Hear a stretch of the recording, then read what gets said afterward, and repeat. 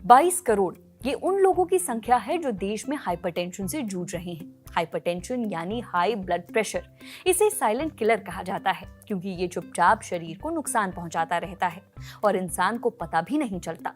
इसके बावजूद हमारे देश में 30% लोग ऐसे हैं जो कभी अपना बीपी चेक नहीं कराते हैं और जो कराते हैं वो बीपी कंट्रोल में नहीं रखते। वर्ल्ड हेल्थ ऑर्गेनाइजेशन यानी WHO के मुताबिक हाई बीपी से जूझ रहे 22 करोड़ लोगों में से सिर्फ 12% का ही बीपी कंट्रोल में है और अगर आप इन 12% में नहीं आते तो जान लीजिए ये हाई ब्लड प्रेशर आपकी किडनी हमेशा के लिए खराब कर सकता है। क्यों और कैसे, ये जानेंगे आज सेहत के इस एपिसोड में। डॉक्टर से समझेंगे कि बीपी हाई होने पर किडनी क्यों खराब होने लगती है, ऐसा होने पर कौन से लक्षण दिखते हैं और हाई बीपी की वजह से किडनी डैमेज होने से कैसे बचाएं। सुनिए।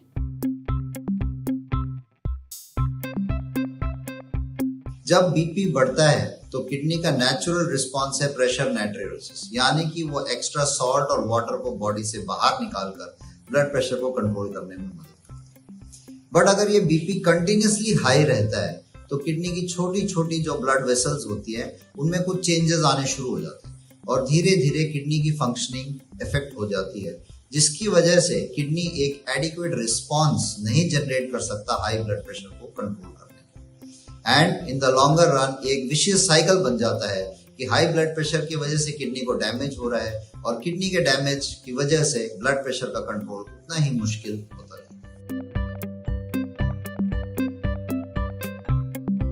तो ये देखिए सिम्टम्स जो है बहुत डिलेड होते हैं और by the time symptoms appear होते हैं उस टाइम काफी लेट हो जाते हैं। थोड़ी बहुत सूजन आना, थोड़ा यूरिन में झाग आना और बीपी का कंट्रोल जो पहले एक दवाई या 2 दवाई से कंट्रोल हो रहा था अब नहीं हो रहा है, इस सब से आइडिया लग सकता है कि किडनी की बीमारी शुरू हो रही है या आगे बढ़ रही है। तो इसके लिए बेस्ट है कि अगर हम 2 सिंपल से स्क्रीनिंग टेस्ट रेगुलरली करें, जैसे कि यूरिन में प्रोटीन की मात्रा और सीरम में यानी कि ब्लड में एक क्रिएटिनिन की मात्रा टेस्ट करा जाए।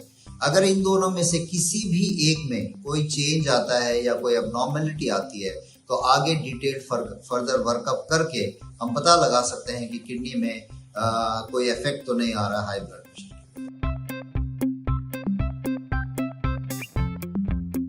आप ब्लड प्रेशर को रेगुलरली मॉनिटर करें, उसको चेक करें और लिखें। उसी से हमारे को समझ आता है कि ब्लड प्रेशर किस तरह का कंट्रोल चल रहा है, सुबह ज्यादा है या शाम को ज्यादा है या कंट्रोल है, कोई दवाई चेंज करने की जरूरत है, कोई दवाई की टाइमिंग चेंज करने की जरूरत है। ये सब चीजें हमें उसी से पता चल सकता है।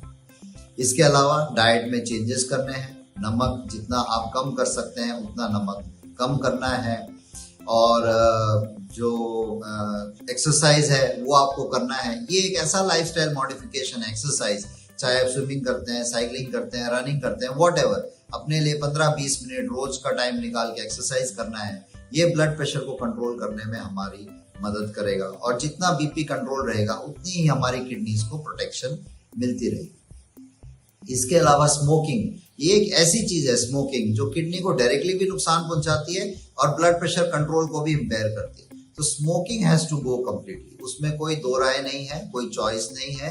स्मोकिंग टोटली बंद करना बहुत जरूरी है। इसके अलावा एक इंटरनेशनल रिकमेंडेड डाइट है, पैटर्न है डाइट, डैश डाइट जिसको हम बोलते हैं। इसमें हाई फाइबर होना, नमक का कम होना और नमक जो है सॉल्ट उसको सब्स्टिट्यूट करके पोटेशियम दिया जाता है।